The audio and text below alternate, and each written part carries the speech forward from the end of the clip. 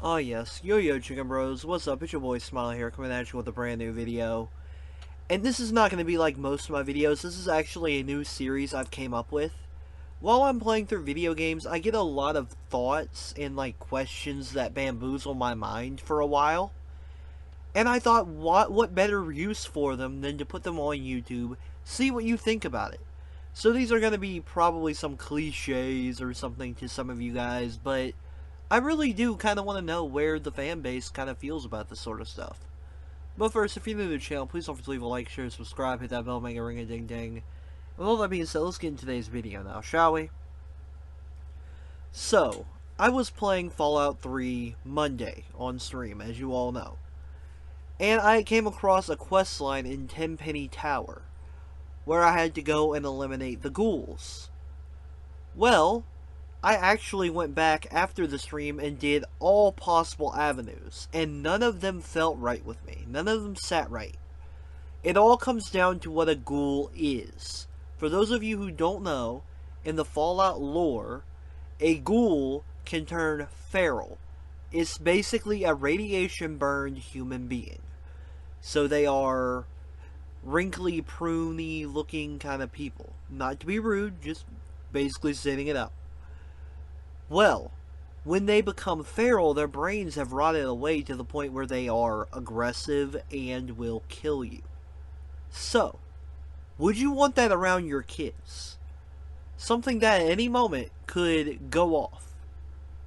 We've never seen something like a ghoul transformation in games, so I don't know exactly how that works, and if you see it, how to take it out. We've never seen that. So we can only go based off of our imagination there. But we do know that a ghoul will turn feral. So I come back to the same question. The three different outcomes were either you take out the ghouls, which they are human beings at the end of the day. They do have, until they are feral, some merit. I didn't like taking them out in the stream. I could B, take out everyone in Tenpenny Tower, which wasn't even close to okay. It wasn't the good choice. Nor was it the good survivalist choice. If you want to survive, Tenpenny Tower is a populated area, heavily defended, and has a freaking gate that people needed to keep shut but didn't in my stream for some reason. So it would have been the best place to stay, logically speaking. But then there was the third option. The one that I believe Bethesda gave a positive karma credit to that I disagree with. Let them in. Talk to everyone and try to convince the ghouls to come in with them. Now that sounds all fine and dandy. But you gotta think. Now you got everybody watching behind their backs because that ghoul could one day turn feral and eat little Susie over there. And this isn't really like a huge problem, but this is SmileThoughts. Why is that the good option? I mean, becoming a ghoul in Fallout is a tragedy. On all statements. All sides here. It would be a tragedy. But, I do like how Fallout 3 made the underground a place for ferals and ghouls. Not because I am against the ghouls, obviously. I mean, they have good character arcs. It is a tragedy, and there's no good end to tragedy. But, if I was a survivor in this area, and I saw a ghoul, I wouldn't let him come with me. Because, what if we're in the nick of a battle, and next thing you know, he starts turning on me? That's a problem.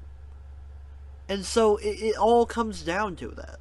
That one major issue that I feel should have been capitalized on a lot harder in this quest. A lot harder. Because yes, you get it where one side calls the ghouls zombies, buttholes, they don't belong in there, and the other side calls the other side bigots and buttholes, but I didn't feel like either side was right here. I didn't feel like it at all. And I didn't feel like what was set as the good answer was right either. At the end of the day, the ghouls do turn feral. And they are human until they are feral. Therefore, I feel the best possible outcome would have been to have them in a contained area, heavily watched, instead of just walking around with everyone else. This conflict has a lot more nuance to it, because Tenpenny Tower has people to protect, has a society within it. If you bring in an X factor that you don't know what's going to happen, that could be a problem. But the ghouls have lives until they become feral. They deserve some form of acceptance. I wouldn't call it bigoted to not want a feral in your group, or a ghoul for that matter. I wouldn't call that a bigot per se, because there is reason behind it. And yes, I'm using the term bigot not because of the socio-political norms of the day, that being today, but because that is a term actively used from ghouls in Fallout 3. And I'm sure you see some form of overlap. I'm not trying to add that, but you get the point. But at the end of the day, I don't know the answer to this one. Like I said, maybe have a heavily defended area around the ghouls to make sure they don't hurt anyone, if and when they turn feral. That is a huge, huge issue. And a monkey wrench that should be utilized much more properly in the Fallout franchise, I feel. I mean, imagine having a game where your best childhood friend was a ghoul who you grew up with, although aging is kind of iffy in the Fallout franchise when it comes to ghouls. But you get the point, it was your best childhood friend, and as you age together, he becomes more and more delusional and eventually will become feral, and you're the one to have to put a bullet in him. That's an amazing storyline. One that I would love to see, because it has that grit, that real dystopian, not dystopian, but post-apocalyptic feel to it, of what it would be like in an area like this. But what do you think? Let me know down below. Check out my Gilded server. Very important, because I have my calendar where you see the videos I make every day, big announcements, and a gaming chat. I am heavily pushing this thing because of the amount of stuff I can do on it, and the amount of fun we can have there. I will be streaming this Wednesday and streaming Dauntless. Don't forget to stop by at 8 o'clock Central Time. 8 o'clock p.m. I should mention. So with all that being said, guys, I do want to mention one last thing. I am working heavily on that podcast right now, and much more stuff in the background.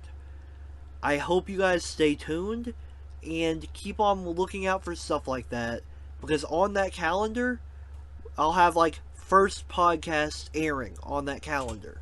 So be sure to keep an eye out on the Gilded server. But with all that being said, Yo Man Smile is over and out. Peace.